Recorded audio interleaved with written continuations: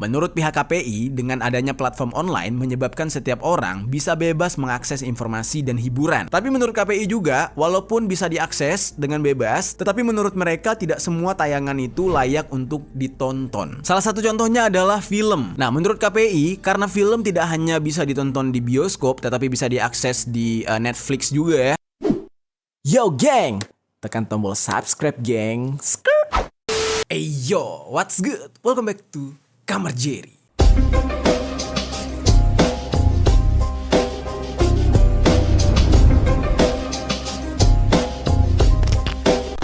Geng. Oke, hari ini pembahasannya sesuai dengan judul, kalian bisa lihat. Dan itu nggak bohong, itu beneran. Dan seperti yang kita tahu ya, untuk zaman secanggih sekarang, setiap orang bisa mendapatkan informasi sekaligus hiburan itu dari mana saja, dari platform apa aja. Kita udah nggak hidup di zaman televisi, yang mana kita selalu disetir oleh industri untuk setiap tontonan yang kita inginkan. Nah, biasanya dulu kita kalau nonton TV, beritanya A, seluruh isi bumi akan nonton A. Dan kita bisa dikontrol oleh satu tayangan, satu media yang mana itu akan membentuk opini kita sesuai dengan apa yang dibicarakan di sana. Tapi berbeda dengan sekarang, kemajuan teknologi memungkinkan setiap orang berhak memiliki keleluasaan untuk memilih tontonannya sendiri. Jadinya orang-orang sekarang bisa dikatakan jauh lebih pintar, jauh lebih luas pengetahuannya dan jauh lebih banyak yang dia tahu. Dan ternyata banyak pihak-pihak yang mungkin merasa hal seperti ini tidak boleh dibiarkan kali ya. Gue yakin banget teman-teman semua sekarang sudah tidak pernah nonton TV kayaknya ya. Mungkin yang paling sering kalian tonton yang pertama TikTok, terus yang kedua YouTube, baru setelah itu Instagram dan beberapa akun-akun lain. Atau misalkan kalau mau yang lebih ekstrim, berselancar di X atau Twitter. Karena di sana sangat bebas, sebebas-bebasnya dan beritanya juga anti mainstream. Televisi mulai perlahan-lahan ditinggalkan, kecuali di daerah-daerah ya. Karena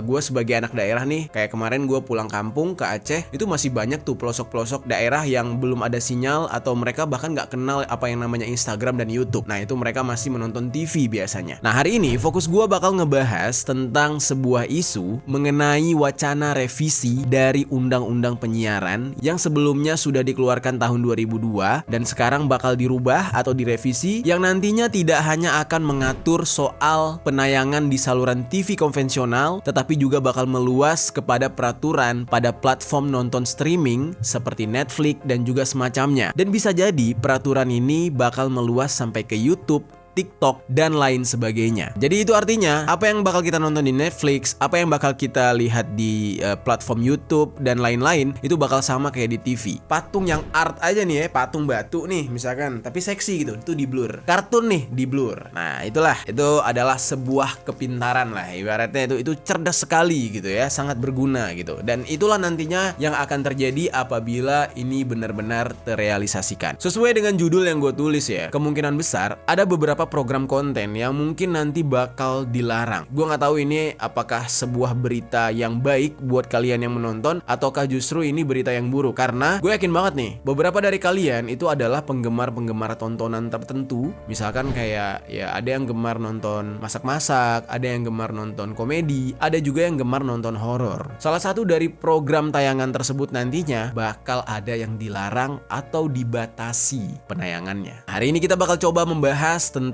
isu revisi Undang-Undang Penyiaran ini. Semoga penyampaian gue di hari ini bisa bermanfaat ya buat teman-teman. Langsung aja kita bahas tentang isu ini di sisi lain.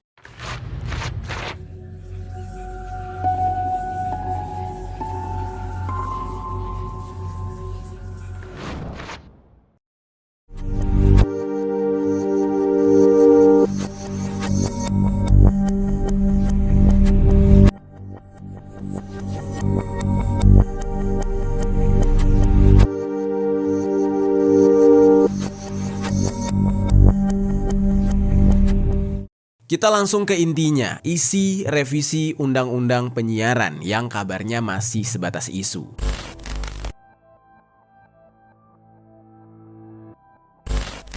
Sebenarnya nih geng ya, mengenai revisi undang-undang ini tidak dipublikasikan oleh DPR. Gue tuh udah cari gitu ya di website resminya, tapi nggak ada gitu. Hanya saja kenapa ini gue bahas, karena memang sudah mulai diperbincangkan di beberapa platform seperti X dan bahkan di Facebook. Jadi ada sebuah draft nih ya yang ditemukan dan dipublish tentang draft revisi undang-undang, dan ini dipublish oleh salah satu YouTube channel di kolom komentar mereka. Kalian bisa cek langsung ya di YouTube channel ini. Nah, itu ada linknya, dan isi dari draft tersebut juga ada di salah satu berita yang dipublikasikan oleh media Indonesia. Jadi bisa dikatakan walaupun ini belum dipublikasikan secara luas atau baru sebatas isu, tetapi kalau sudah ada di media Indonesia atau media mainstream Indonesia, berarti bisa jadi isi draft ini tuh bener. Tapi kalau memang isi draftnya nggak bener, ya alhamdulillah, syukur banget gitu ya. Nah, tapi hari ini coba kita bahas dulu aja deh isi dari draft tersebut.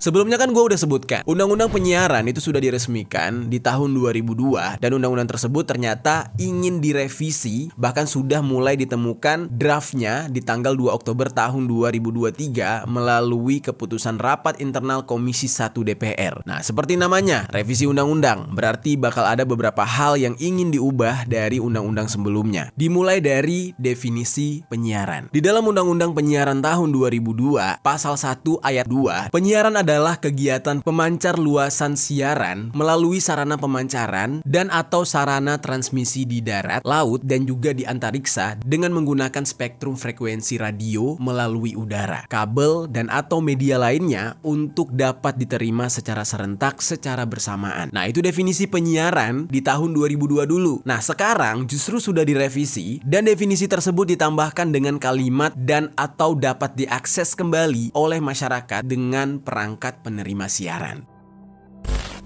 Secara definisi yang diperluas itu juga meluaskan unsur-unsur yang dimaksud di dalam definisi tersebut. Nah, bedanya tuh ya, kalau di dalam Undang-Undang tahun 2002 itu ada kata serentak dan bersamaan. Nah, tentunya itu merujuk kepada TV nasional. Seperti yang gue katakan di awal, kita itu disetir gitu loh geng. Kalau kita mau nonton apapun, ya tontonannya udah disediain, kita nggak bisa milih. Ya mungkin kita bisa milih kayak siarannya bisa TV A, TV B, TV C, ya kan? Nah, tapi kita nggak bisa milih tontonan yang kayak di TV A bisa pilih film drama Korea atau film laga, film action kayak di Netflix gitu atau di YouTube gitu tuh nggak bisa gitu. Nah, itulah yang dimaksud dengan kata serentak dan kebersamaan. Namun di revisi undang-undang yang baru, definisi tersebut diperluas menjadi dapat diakses kembali oleh masyarakat. Itu artinya kita itu misalkan nih udah nonton bareng-bareng misalkan satu channel YouTube. Nah, nanti kan setelah itu habis kita masih bisa nonton lagi sendiri atau ngajak teman yang lain. Nah, itulah yang dimaksud bisa diakses kembali. Kalau di TV kan enggak. Lu kalau misalkan lewat satu tayangan, satu sinetron aja, ya udah harus nunggu besoknya, dan itu juga kelanjutannya, nggak bisa nonton yang episode yang hari ini. Itulah yang dimaksud dengan ya tontonan kita dikontrol. Kita itu sudah diberikan batasan-batasan atas apa yang kita mau selama kita menonton sebuah tayangan.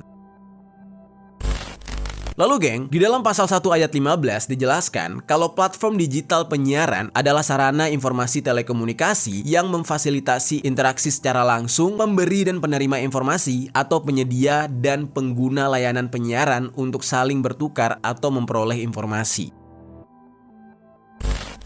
Gila ya bahasanya tuh, wah berkeliling-keliling, dan kalau kita nggak perhatiin baik-baik bakal bingung banget gitu ya. Nah terus geng, dilanjut lagi di ayat 16 yang tertulis, penyelenggara platform digital adalah pelaku usaha yang terdiri atas perseorangan atau lembaga yang menyelenggarakan konten siaran melalui platform digital penyiaran. Kalau kita baca dengan seksama ya, berarti di sini semua pihak yang menyediakan tayangan di platform atau pelaku pembuat kontennya gitu ya, baik itu di Netflix maupun YouTuber gitu kan, kreator-kreator secara individu atau company itu bisa kena imbasnya. Nah ini artinya setiap tayangan yang bakal kalian tonton, misalkan kayak konten nih, kayak kemarin kita bahas tentang Fat Cat misalkan. Ketika gue mau bahas tentang Fat Cat itu, nah gue nggak bisa langsung tayang, gue harus ada izin dulu, harus sesuai dengan undang-undang dulu, dan kalau misalkan nggak lolos berarti berita itu tidak boleh ditayangkan. Nah nantinya semua hal yang ada di platform digital, platform media sosial bakal persis sama seperti TV.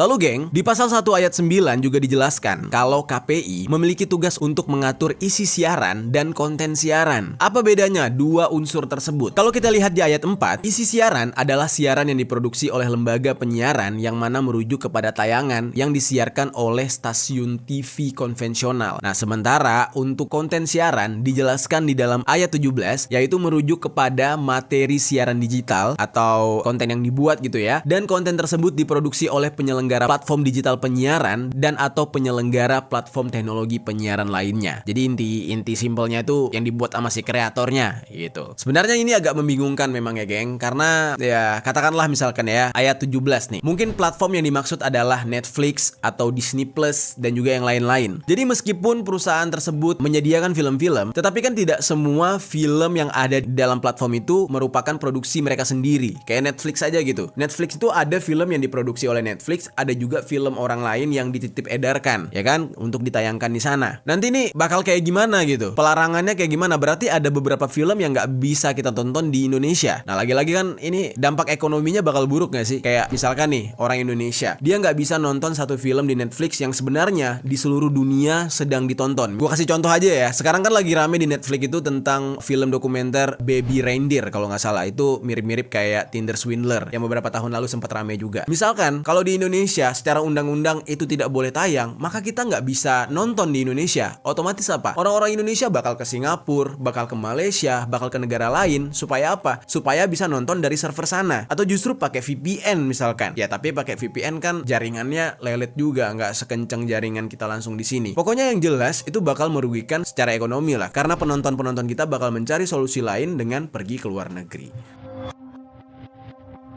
Ditambah lagi nih geng ya, platform yang dijelaskan di dalam pasal tersebut nggak jelas nih platformnya apa. Yang mana berarti YouTuber atau orang-orang yang berkarya di YouTube sekalipun, kayak orang bikin film pendek gitu ya, terus dia upload tuh, itu kan bukan YouTuber, dia cuma menggunakan platform YouTube untuk mempublish karya filmnya dia. Nah itu juga bisa ikut kena gitu. Semua kalangan bakal kena dengan ya pasal-pasal di dalam undang-undang tersebut. Nah lalu geng, sekarang kita bahas nih, apa saja aturan yang diterapkan dalam siaran tersebut. Kalau kita lihat dari pasal 56 ayat 2 di revisi undang-undang, disebutkan kalau melarang isi siaran dan konten yang berisikan narkotika, psikotropika, zat adiktif, alkohol, dan juga perjudian. Wah, bagian ini sih gue setuju banget. Nah, tapi yang jadi pertanyaannya gini, kalau siaran itu berisikan pembahasan narkotika, psikotropika, zat adiktif, dan alkohol lain-lain lah, kecuali perjudian ya, perjudian kayaknya gue nggak tahu juga deh. Misalkan yang dibahas di saat itu adalah soal edukasinya, itu gimana? Apakah ada pengecualian atau enggak gitu kan? Itu jadi pertanyaan juga. Misalkan aja nih kayak kita di Kamar Jeri misalkan, gue ngebahas tentang kasus orang-orang yang ada di Philadelphia, misalkan kayak gini nih. Nah, kasus kayak gitu, apakah itu bakal dilarang juga? Sementara kan itu sebuah bentuk informasi yang cukup informatif dan juga edukatif kan, untuk membuat para penonton ya biar nggak pakai narko gitu. Lo harus menghindari narko karena narko itu bisa menyebabkan tuh seluruh kota besar gitu jadi kayak zombie misalkan. Nah apakah itu dilarang juga ya? Nah ini masih menjadi pertanyaan dan ambigu banget gitu. Nah kita lanjutkan lagi. Nah lalu juga ada siaran yang memuat unsur rokok, suatu profesi atau tokoh yang memiliki perilaku dan gaya hidup negatif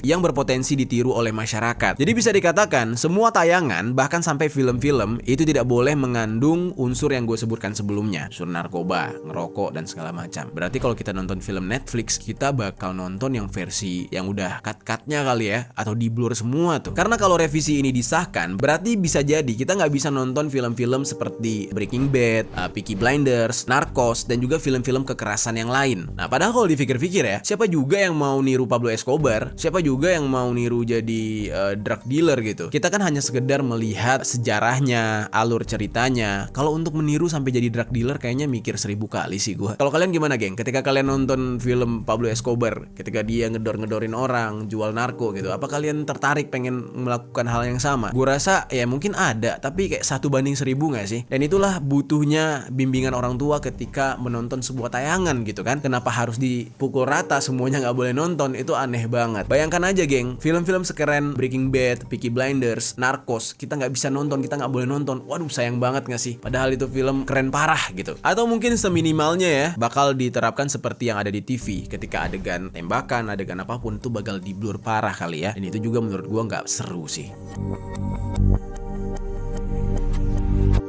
Lalu geng, ada kalimat soal bagian perilaku negatif dan gaya hidup negatif. Nah ini kan ambigu dan subjektif banget gitu ya. Karena kan sesuatu yang negatif itu tergantung pandangan orang ya. Tergantung apa ya, yang mungkin bakal mengikuti norma di suatu negara. Kayak di negara kita, norma-normanya sebatas apa gitu kan. Nah tapi kan kalau menurut si penonton A, tindakan tersebut salah, tetapi menurut si penonton B, tindakan tersebut benar, atau justru sebaliknya, berarti kan itu bakal menimbulkan asumsi yang berbeda. Negatif positifnya malah nggak ketemu. Karena masing-masing punya pandangan, masing-masing punya background atau sudut pandang yang berbeda. Nah makanya bagian perilaku atau gaya hidup negatif yang disebutkan di dalam pasal tersebut itu masih ngambang dan ambigu sekali.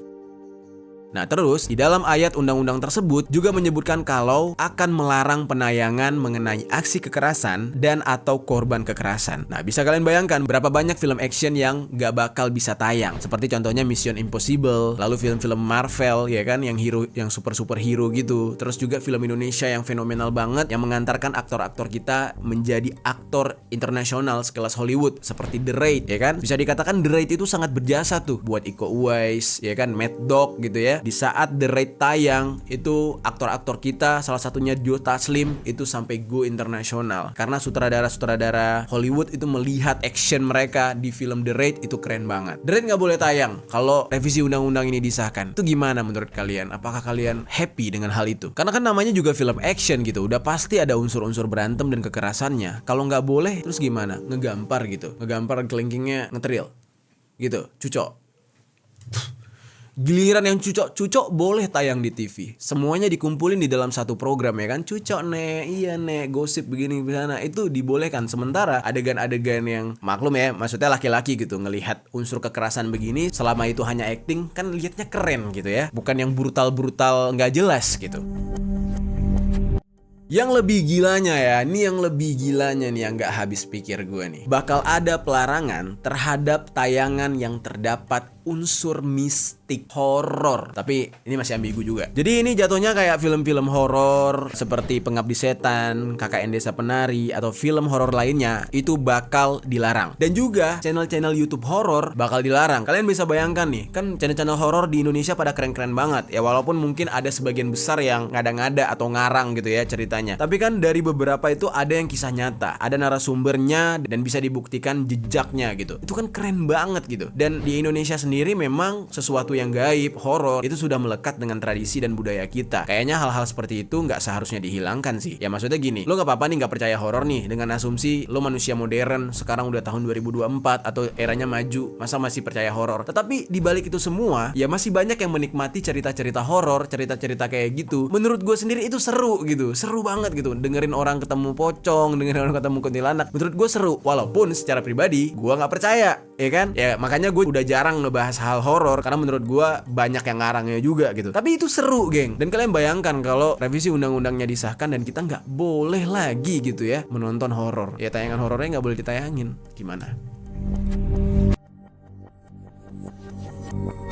Lalu selanjutnya nih geng, di revisi Undang-Undang Pasal 25 Ayat 1 menjelaskan kalau Komisi Penyiaran Indonesia atau KPI memiliki wewenang untuk mengeluarkan tanda lulus kelayakan isi siaran. Nah dan itu memang benar geng, karena semua yang kita lihat di TV itu sudah melalui atau harus persetujuan dari KPI terlebih dahulu. Nah makanya nggak heran ada beberapa program yang artis-artisnya itu kena tegur sama KPI. Lalu geng, kita juga tidak boleh lupa mengenai definisi yang ada di dalam draft revisi undang-undang yang mengatakan dapat diakses kembali oleh masyarakat. Nah sehingga nih ya, kemungkinan besar KPI ini tidak hanya mengawasi apa saja yang ditayangkan di TV, namun nantinya yang ada di YouTube sekalipun mengenai film pendek atau karya-karya yang idealis, nah itu bisa saja mendapatkan teguran dari KPI.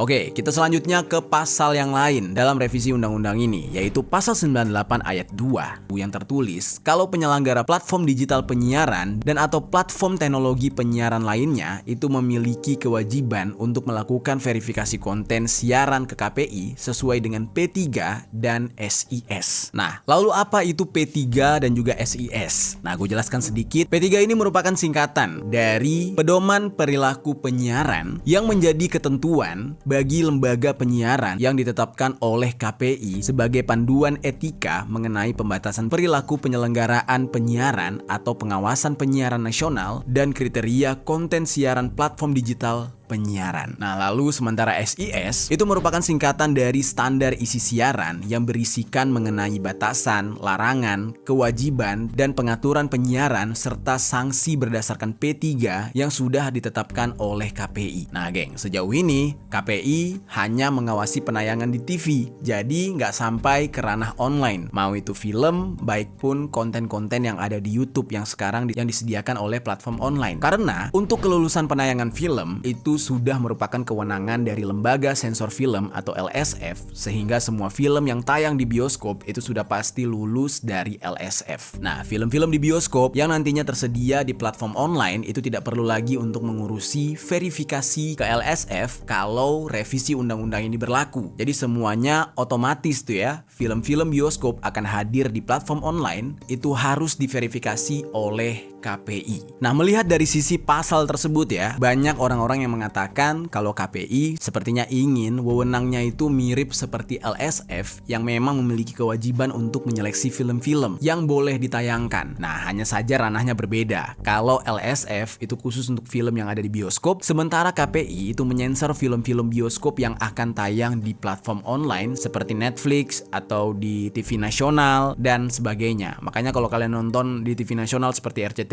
SCTV, kalau ada film-film Hollywood atau box office gitu ya, itu udah banyak yang disensor, udah banyak part yang dipotong. Nah, karena definisi yang tidak spesifik itu, bisa saja nanti KPI juga akan melarang video-video konten yang ada di YouTube, TikTok, dan Instagram, serta media sosial lainnya yang membahas tentang film-film ini. Terus, sebagian besar kreator, salah satunya ya seperti storyteller kayak gue gini, mungkin akan terbatasi informasi yang bisa gue siarkan atau gue sampaikan kepada kalian. Jadi, informasinya mungkin nggak bisa tentang horor, mungkin nggak bisa tentang alkohol, kekerasan, senjata, perang, dan lain-lain. Dan jangan harap kita bisa membahas kayak perang-perang yang terjadi sekarang antara Israel dan Hamas atau antara Rusia dan Ukraina, itu jangan harap bisa dibahas lagi. Bahkan konten edukasi seperti pembahasan LSD kemarin gitu ya, itu juga kemungkinan besar nggak akan pernah bisa kita bahas karena itu berkenaan dengan narkotika, tetapi padahal tujuannya adalah untuk edukasi atau ya membuat orang-orang tahu dampak buruk daripada narkoba jenis tersebut. Lalu nggak cuma soal film dan isi konten aja yang bakal diatur oleh undang-undang ini, geng. Tetapi undang-undang ini juga bakal mengatur mengenai jurnalistik. Dan hal ini terlihat jelas pada pasal 56 ayat 2 yang juga melarang penayangan eksklusif jurnalistik investigasi. Yang mana itu misalnya seperti tayangan Mata Najwa yang langsung secara eksklusif menayangkan secara live misalnya, atau kayak Aiman gitu ya yang datang ke lokasi-lokasi yang curigai seperti tempat kasus kriminal, atau Najwa Shihab yang pernah datang ke penjara para koruptor waktu itu kan. Nah, itu yang kayak gitu-gitu udah nggak boleh nantinya. Dan juga beberapa tayangan seperti investigasi makanan yang mengandung boraks atau makanan-makanan yang mengandung racun gitu ya, produksi makanan yang jorok kan banyak tuh di TV. Nah, sepertinya hal-hal kayak gitu udah nggak boleh kalau kita melihat pada revisi undang-undang ini. Padahal program kayak gitu kan penting banget bagi masyarakat untuk menghindari membeli produk-produk yang tidak sehat dan berbahaya bagi tubuh. Lalu geng, revisi undang-undang ini juga memiliki bagian khusus yang membahas mengenai jurnalistik tadi, geng. Tepatnya di pasal 127 yang terdiri dari 2 ayat nih. Ayat pertama itu mengatakan muatan jurnalistik dalam siaran lembaga penyiaran itu harus sesuai dengan P3, SIS, dan ketentuan peraturan perundang-undangan. Sementara di ayat kedua tertulis penyelesaian sengketa terkait dengan kegiatan jurnalistik penyiaran itu dilakukan oleh KPI sesuai dengan peraturan perundang-undangan. Nah, sementara padahal nih ya, yang gue tahu ya, jurnalistik itu memiliki kode etiknya sendiri, sama halnya dengan dokter, polisi, dan tentara. Yang mana jurnalistik itu kode etiknya juga sama kuatnya dengan instansi yang gue sebutkan tadi. Jadi di dalam Undang-Undang Pers pasal 7 itu sudah tertulis kalau kode etik jurnalistik adalah kode etik yang disepakati oleh organisasi wartawan yang ditetapkan oleh Dewan Pers. Jadi di sini kita bisa lihat ya, dari satu aturan yang ada di negara kita ini dengan aturan lain yang masih sama-sama di negara kita itu saling berbenturan, saling berlawanan. Jurnalistik sendiri sudah punya undang-undangnya, yaitu Undang-Undang Pers. Tapi jurnalistik juga diatur di dalam revisi undang-undang yang mengharuskan agar jurnalistik juga tunduk kepada KPI. Yang mana seharusnya pers sebagai bagian dari jurnalistik sebagai 4 pilar demokrasi adalah lembaga yang independen, namun dalam revisi undang-undang, apa yang ingin disampaikan harus sesuai dengan ketentuan yang ditetapkan oleh KPI. Nah, semakin hari peraturan di negara kita semakin membingungkan aja ya. Oke, sekarang kita masuk ke dalam pembahasan sisi positif dan sisi negatif dari revisi undang-undang penyiaran yang kita bahas ini. Jadi geng, setelah gua menjelaskan gitu mengenai isi dari revisi undang-undang penyiaran, timbullah sebuah pertanyaan nih geng. Ini pertanyaannya mungkin bakal sama nih dengan kalian semua lah, baik itu kreator maupun penonton, yaitu apa urgensinya dilakukan revisi undang-undang tersebut, ya kan? Apa tujuannya? Apakah ini memang sudah seharusnya dilakukan? Nah, sekarang kita bahas. Jadi kalau gua lihat ya dari situs resmi milik KPI, revisi undang-undang ini diharapkan bisa menguatkan peran dan kelembagaan dari KPI serta agar KPI itu bisa mengatur media-media baru, yaitu platform online, agar semuanya bisa disajikan dengan norma-norma yang ada di Indonesia. Ya mungkin ini adalah sebuah hal yang bagus sih menurut gue ya. Menurut gue ini bagus banget ya, karena mengingatkan ada juga tuh kreator-kreator yang mungkin berlebihan gitu dalam membuat konten. Contohnya kayak konten prank, ya kan? Kemarin ada tuh kasus konten prank yang orangnya sampai di penjara gara-gara dianggap menista, atau konten-konten yang berbau pornografi gitu ya, dan juga jenis konten-konten lainnya. Jadi bisa dikatakan mungkin dengan adanya revisi undang-undang ini, konten-konten yang kayak gitu bakal bisa diatur, bakal bisa dihilangkan mungkin. Nah, tapi kan di sini jadi abu-abu ya. Ini bakal menjadi semacam pasal karet yang mana semua orang bisa kena getahnya gitu. Makanya ini masih bias sekali gitu kan. Harus lebih dikerucutkan lagi. Jadi bisa dikatakan tercetusnya harapan untuk bisa mengatur setiap tayangan sesuai dengan norma yang ada di Indonesia itu muncul ketika sedang diadakannya diskusi publik mengenai RUU penyiaran di Provinsi Kepulauan Bangka Belitung pada tanggal 11 Oktober tahun 2023. Menurut pihak KPI, dengan adanya platform online menyebabkan setiap orang bisa bebas mengakses informasi dan hiburan. Tapi menurut KPI juga, walaupun bisa diakses dengan bebas, tetapi menurut mereka tidak semua tayangan itu layak untuk ditonton. Salah satu contohnya adalah film. Nah, menurut KPI, karena film tidak hanya bisa ditonton di bioskop, tetapi bisa diakses di Netflix juga ya. Bisa nonton pakai PC, pakai laptop, pakai handphone. Nah, menurut KPI tidak semua film itu sesuai dengan umurnya. Menurut mereka, ada film-film yang mengandung unsur kekerasan tetapi ditonton oleh anak kecil yang kemungkinan besar bakal bisa ditiru oleh mereka yang ada di film tersebut. Dan unsur-unsur ini tidak mendidik, yang mungkin saja unsur-unsur tersebut dilarang di dalam undang-undang negara kita. Di sini sebenarnya banyak juga yang protes. Yang protes tuh kayak ngomong gini, kalau memang ada film yang tidak layak ditonton oleh anak kecil, seharusnya itu bukan filmnya yang dilarang, tetapi lebih tepatnya anak kecil itu yang dilarang untuk menonton. Dan itu kembali lagi kepada bimbingan orang tua gitu kan. Orang tua masing-masing lah yang bisa memfilter apa yang akan ditonton oleh anak mereka. Karena balik lagi, film itu kan karya. Kita ingin melihat seni itu berekspresi dengan sebebas-bebasnya. Kalau misalkan sebuah seni, sebuah karya dikekang hanya karena tidak boleh ditonton oleh sebagian kalangan, ya bagaimana kebebasan berkarya? Oke, anak kecil nggak boleh nonton, orang-orang dewasa kayak kita pengen nonton gimana? Itu kan yang jadi pertanyaannya. Ini agak sedikit rumit ya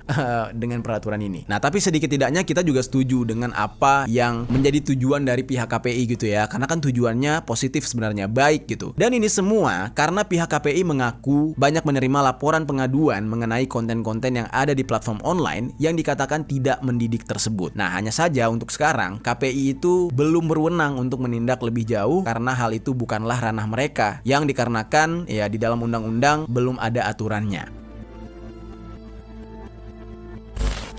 Ranah KPI hanya mengawasi TV dan juga radio saja yang sesuai dengan peraturan yang sudah ditetapkan oleh undang-undang, sehingga dengan revisi undang-undang ini KPI bisa menjangkau penayangan yang ada di online demi kebutuhan masyarakat yang merasa resah karena banyaknya konten atau film eksplisit yang ditonton dengan bebas tanpa adanya regulasi. Pihak KPI menilai regulasi ini perlu sebab tujuan utama penyiaran atau hal-hal yang bisa kita tonton gitu ya, itu adalah untuk nilai-nilai bangsa dan ketakwaan, yang mana karena itu tidak diterapkan untuk konten dan juga film yang ada di online. Jadi menurut pihak KPI, film di online itu tidak sesuai dengan norma dan juga tidak semuanya disisipkan pesan positif gitu. Masih ada hal-hal yang di luar batas wajar menurut KPI. Dan sehingga tidak ada pihak yang bisa bertindak mengenai hal-hal yang kelewatan itu karena tidak adanya undang-undang tersebut. Nah, jadi dengan dibuatnya revisi undang-undang penyiaran menjadi sebuah bentuk penyesuaian dari adanya tantangan transformasi digital. Nah, itu menurut pihak KPI.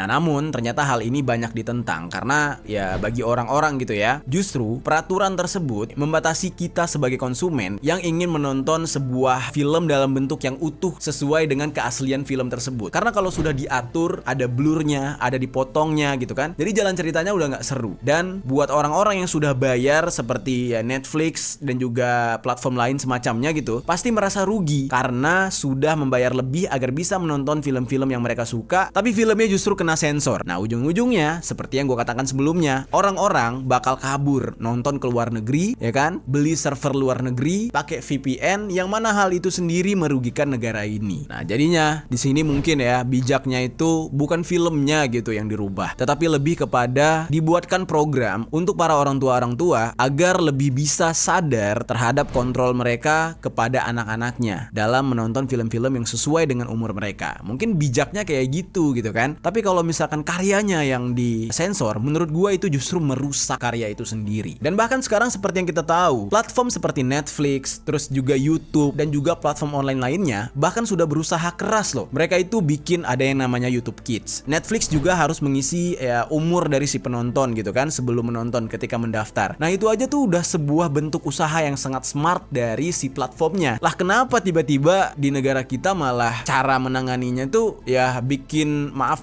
nih, bikin merusak karya gitu, dipotong, diblur lah, ya kan, dihilangkan lah, atau pas tayangnya tiba-tiba iklan lah, itu benar-benar merusak si karyanya. Estetika karyanya tidak jadi jadi spesial lagi gitu. Nah, atas adanya isu ini, ternyata kritikan juga disampaikan oleh Aliansi Jurnalis Independen atau AJI yang menolak draft revisi undang-undang penyiaran tersebut. Mereka menilai kalau revisi tersebut mengancam kebebasan pers dengan pasal yang memperbolehkan pihak KPI menangani sengketa untuk produk jurnalistik di bidang penyiaran, karena selama ini sengketa tersebut KPI berkoordinasi dengan Dewan Pers. Nah, sementara di revisi itu Dewan Pers malah tidak dilibatkan lagi dan kayak di bypass aja gitu KPI yang secara langsung menangani hal tersebut, yang mana sebenarnya Dewan Pers adalah lembaga yang paling berwenang terlibat di dalam penanganan sengketa produk jurnalistik. Dalam hal ini, pengurus nasional dari AJI yang bernama Bayu Wardana itu mengatakan revisi undang-undang penyiaran juga memungkinkan KPI menangani sengketa jurnalistik media online. Kalau sampai begitu, maka Dewan Pers hanya mengawasi media cetak saja, sementara yang berbasis online akan dikontrol sepenuhnya oleh KPI. AJI juga menilai kalau pembahasan ini tidak dibahas secara publik alias sembunyi-sembunyi, yang mana nantinya masyarakat malah nggak tahu gitu ya, karena dianggap tidak transparan mengenai apa yang diubah di dalamnya.